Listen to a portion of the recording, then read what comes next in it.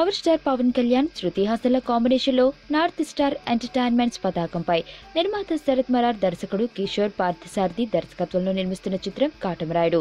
కాటమరాయుడు చిత్ర బృందం విజయవంతంగా పొలాచిలో షూటింగ్ పూర్తి చేసుకుని హైదరాబాద్ కి తిరిగి వచ్చింది. ఈ సందర్భంగా చిత్ర నిర్మాత శరత్ మరార్ మాట్లాడుతూ, చిత్రం షూటింగ్ దాదాపు పూర్తిగా వచ్చింది.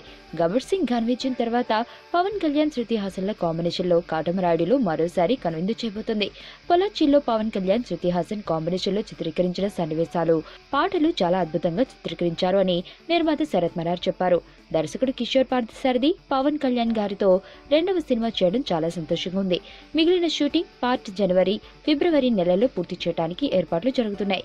ఈ సినిమా వచ్చే ఏడాది మార్చిలో విడుదల కానుంది.